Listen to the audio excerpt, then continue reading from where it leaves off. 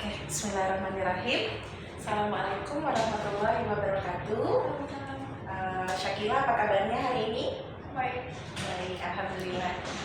Baik, pada hari ini kita akan membahas materi tentang mengenal alam sekitar. Berkenalan dengan sekitar. Ya, betul. Perkenalan dengan lingkungan sekitar ya. Oke. Berkenalan dengan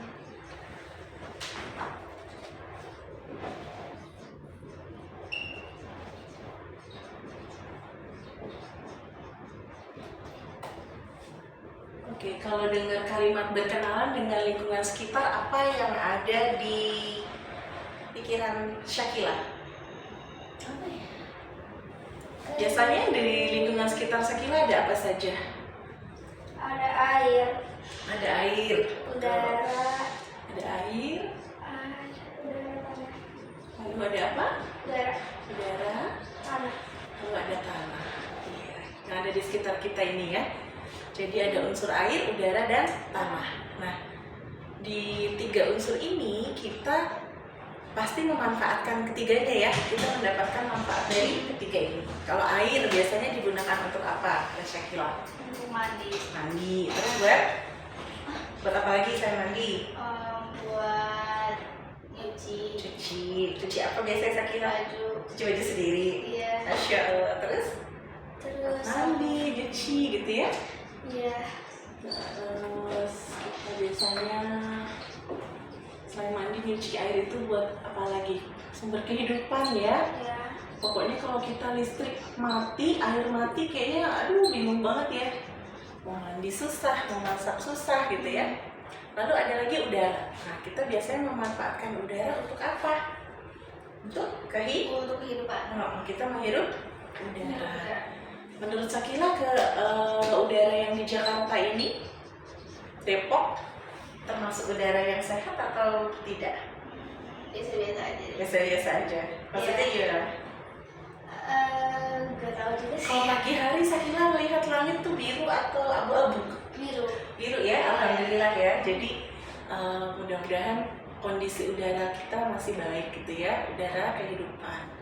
Kemudian tanah. Nah, tanah biasanya kita pemanfaatannya buat apa? Biasanya mamanya Syakila nih, mami, buat nanam. Menanam. Ya, nanam tanaman misalnya. Kan? Nah, ketiga hal ini kalau misalnya tercemar itu menjadi tugas kita semua untuk menjaga. Ya, coba kalau misalnya terjadi yang namanya pencemaran air, contohnya pencemaran air apa yang Syakila tahu? Pencemaran air apa aja misalnya? Air kotor. Betul, misalnya airnya kotor akibat misalnya rumahnya dekat sama pabrik, ya kan?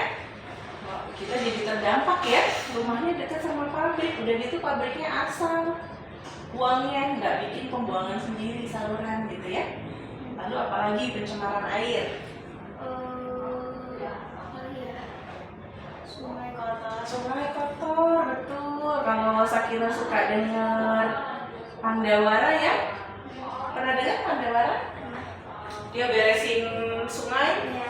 sampai rame-rame dan itu sampahnya luar biasa berkilo-kilo ya. Itu Masya Allah. Gara-gara apa sih sungai kotor? Gara-gara sampah. Gara-gara sampah. Siapa yang buang sampahnya? Manusia. Manusianya siapa? Kita ya? Iya. Enggak ya, kita nggak ya, insya Allah ya, manusia. Kadang-kadang ada yang buang sampai kasur. Oh iya. Kenapa kan? Buang sampah sembarangan, buang kasur gitu ya. Sampai akhirnya mengakibatkan apa? Yang namanya banjir, ya kan? Dari banjir ini akhirnya jadi penyakit, banyak penyakit. Ada yang mau coba skip, takutnya nggak kelihatan ya? Kelihatan nggak ya kira-kira? Kalau apa? Harusnya taruh di sini kali ya? Iya. Ya. Ini nanti ini lagi. Maklum nggak ada tripodnya. Oke. Nah, ini kelihatan sih. Lalu setelah pencemaran air ada pencemaran udara. Contoh pencemaran udara apa saja? Pencemaran udara, Misalnya polusi. ya polusi udara dari kendaraan ya, dari kendaraan bermotor. Kalau di luar negeri itu ada motor nggak sih, Shakila? Banyak motor nggak kayak kita gini? Enggak ya. Pengalaman suami Kak Diana di Inggris itu nggak ada motor, kata dia sedikit. Paling dia bisa lihat NMAX gitu cuma 1-2 gitu. Sebagian besar orang kebanyakan jalan kaki atau naik transportasi publik gitu ya. Sebenarnya kan di Indonesia juga udah banyak ya. Cuman mungkin nggak mau ribet dan lebih hemat gitu ya. Kadang-kadang alasannya akhirnya transportasi publik nggak digunakan. Lalu apalagi selain polusi udara atau pencemaran udara? Apa ya? Misalnya dari asap pabrik gitu ya. Kalau kamu misalnya lewat jalan tol tuh Sakila, banyak banget asap-asap pabrik. Coba deh kalau jalan tol, kamu mau keluar kota, misalnya ke Yogyakarta, ke kampungnya Sakila, asap. Balik kesini lagi, nggak cuma asap pabrik, ada yang ngebakar sawah, ya kan? Kadang sampai hampir keseliru. Itu pembakaran sampah atau kebakaran ya? Ternyata sawahnya dibakar, mungkin ya udah kering-kering, udah panen gitu ya, dibakar, ditinggalin. Asapnya sampai gede banget. Akhirnya mengakibatkan kita pandangan mata yang nyetir mobil jadi kabur gitu ya. Pabrik. Lalu setelah itu ada pencemaran apa lagi? Pencemaran tanah. Contohnya apa ya pencemaran tanah? Contohnya apa ya? Kalau tanah, misalnya. Apa ya Kak kalau tanah? Ayo kira-kira apa? Nggak tahu. Misalnya kayak binatang-binatang tuh kadang kan suka buang pup sembarangan gitu ya. Itu juga sebenarnya kan bisa mengakibatkan pencemaran, menimbulkan bau yang tidak sedap gitu ya, misalnya dari kotoran hewan. Nah kalau sebenarnya manusianya bisa memanfaatkan, tapi kalau kayak kotoran hewan, maaf kayak anjing atau kucing kan nggak bisa dimanfaatkan ya, kecuali kalau kayak kotoran kambing, sapi bisa kita manfaatkan buat bikin pupuk. Oh, pupuk.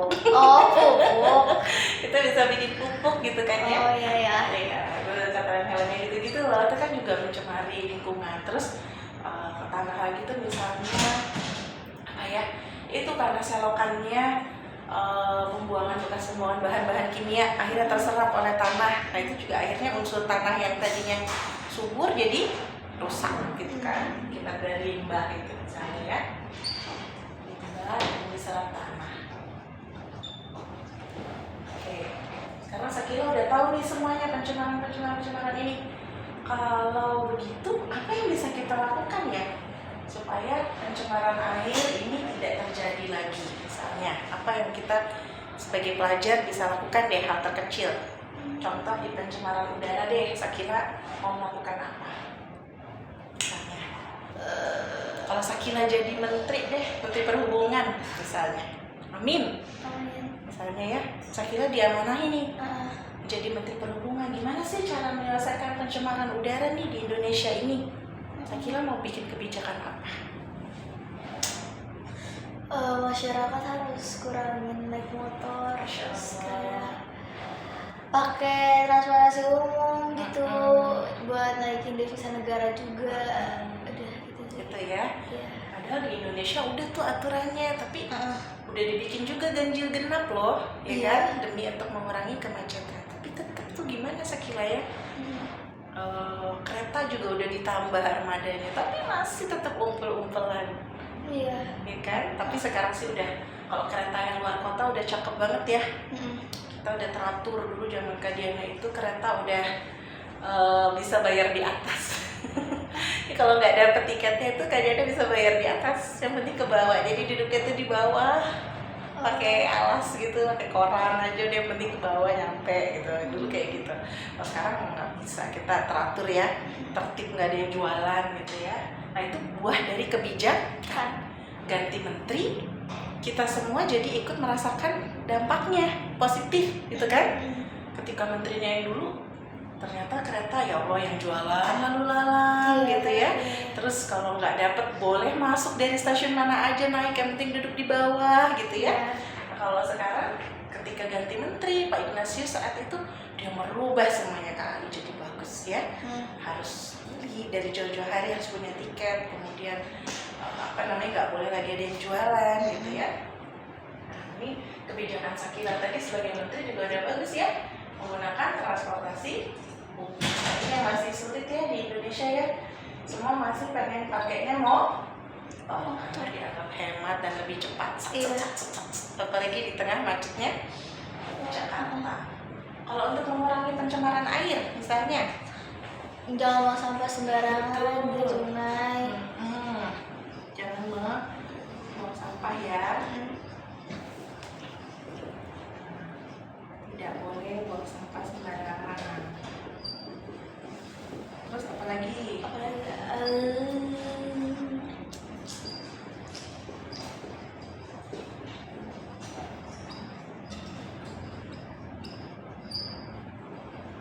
Lagi kalau pencemaran air. Pencemaran air. Udah sih, udah cukup ya, tidak boleh buang sampah sembarangan. Udara tadi transportasi publik, kalau tanah apa kira-kira? Kalau tanah manfaatin kotoran hewannya. Betul, misalnya ya, kotoran hewan dimanfaatkan jadi pupuk gitu ya.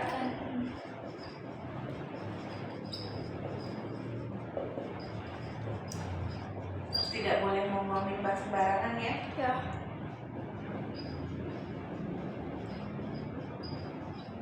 Oke. Sampai sini ada pertanyaan? Enggak. Masih gampang ya ini ya. Nah, sekarang kita ke masa apa?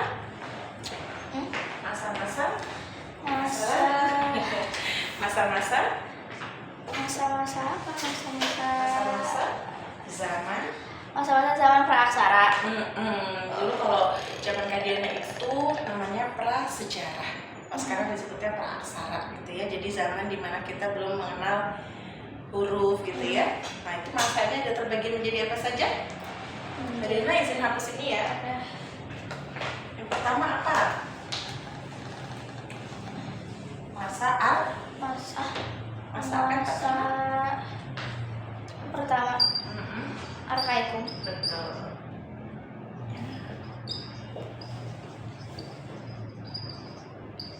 Masa Arkaikum. Ini habis. Apa ciri dari masa Arkaikum? Cirinya Yang langsung kita tahu. suhu bumi sangat panas. Iya, suhu bumi panas. Belum ada tanda-tanda kehidupan ya, Nak? Iya.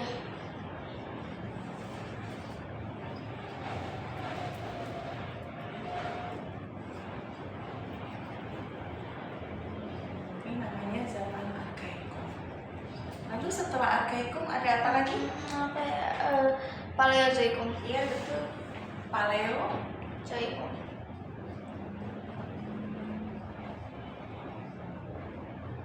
Oke, apa ciri dari Paleozoikum?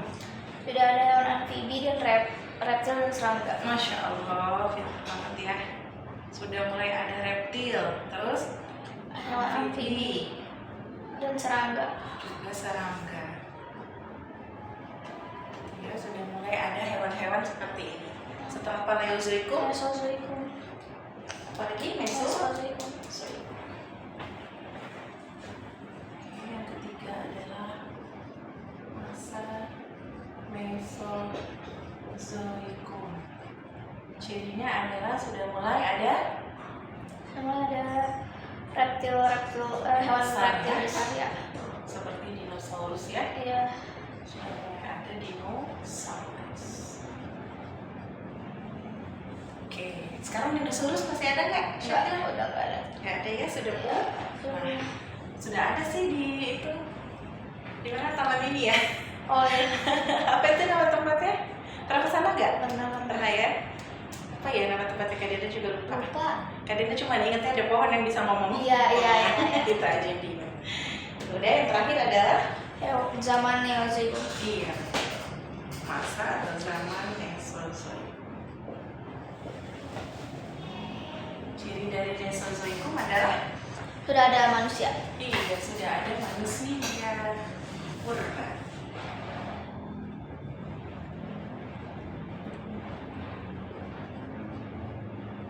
Oke, sudah ada mulai manusia.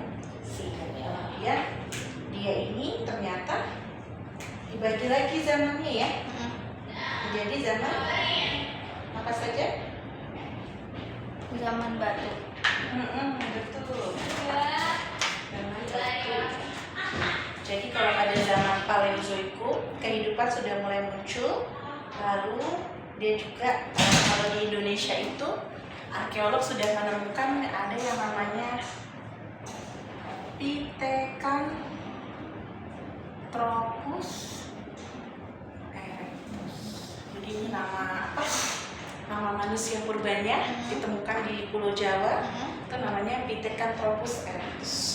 Nanti kalau di laptop kita bisa lihat ya, ada Pithecanthropus mojokertonensis gitu ya, ada Homo soloensis. Jadi semuanya itu berdasarkan dari tempat wilayah ditemukannya. Kalau di Solo dia namanya Homo soloensis. Tadi ada lagi Pithecanthropus mojokerto, berarti ditemuinya di Mojokerto.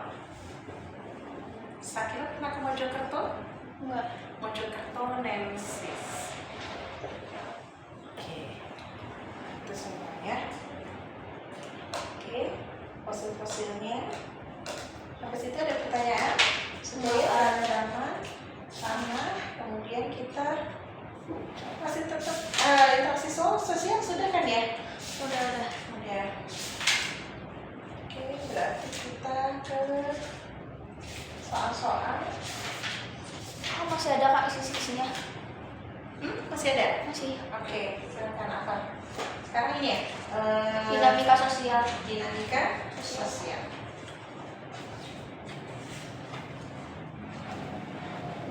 Dinamika sosial.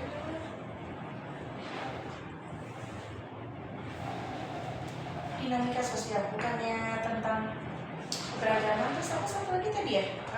Lingkungan alam, bukan ya? Kontrolnya aku tadi moto di sekolah. Oke, dinamika ya. Ya, dinamika sosial.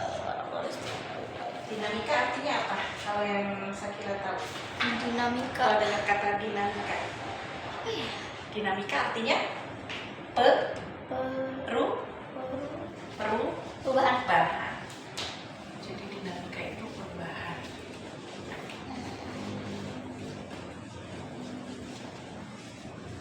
Oke, sekarang kita ke dinamika sosial ya.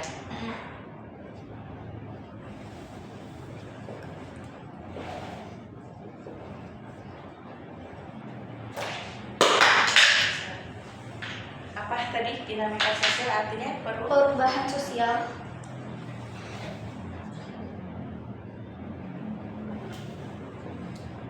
apa saja yang berubah di lingkungan kita? Apa ya? Yang berubah di lingkungan kita. Misalnya Zaman.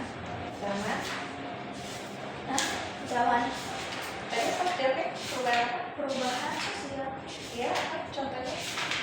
Sosial contohnya Ya. apa ya? Ini belum sama Kak Dina belum dibahas ya? Belum. Baru yang itu doang ya? Keberadaannya. Bukunya agak lebih oke. Kalau ini pemberdayaan di buku Kak Diana, pemberdayaan masyarakat.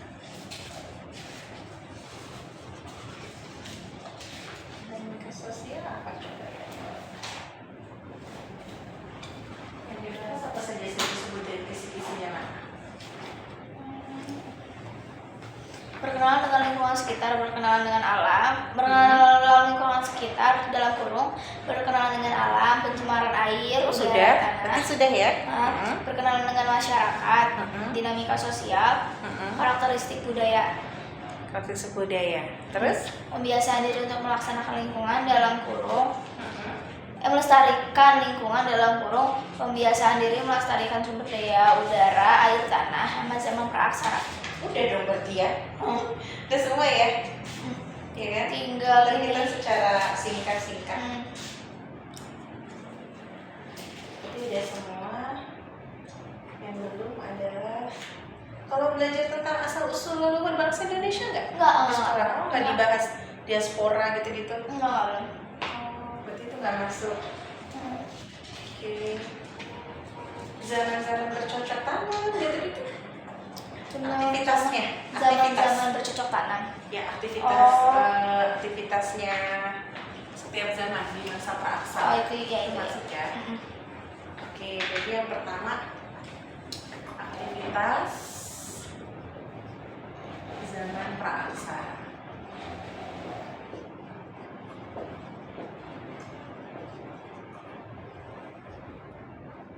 Pertama dia masuk kan pernah nyatet juga ya. Masa apa yang pertama? Masa berburu, bercocok tanam. Masa yang pertama adalah Di sini masa berburu. iya berburu dulu. Iya, berburu. Berburu yang pertama. Dan mengumpulkan makanan. Betul. Masa berburu untuk mencari. Untuk mencari makanan. Betul. Jadi pertama dia berburu, setelah berburu masuk ke dalam Masa bercocok tanam. Masa berburu. iya. Yang pertama masa berburu dan mengumpulkan makanan. Yang kedua masa berburu dan mengumpulkan makanan tingkat lanjut. Iya. Ya. Masa berburu dan mengumpulkan makanan tingkat lanjut.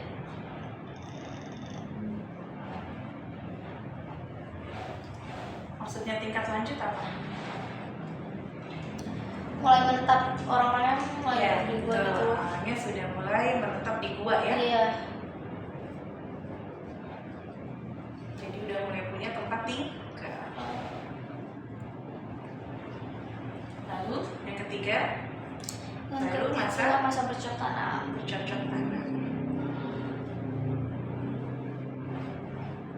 Bercocok tanam mereka sudah mulai Hidup bergotong royong. ya gotong royong. Lalu mereka sudah mulai juga punya sistem kepercayaan pada roh. Terus sudah mulai memelihara hewan. Jadi mulai nanam ya. Tanaman. Terus tanaman. Terus mulai pelihara hewan. Terus juga sudah ada kepercayaan pada roh. Ini zaman dulu nih. Atau nenek moyang.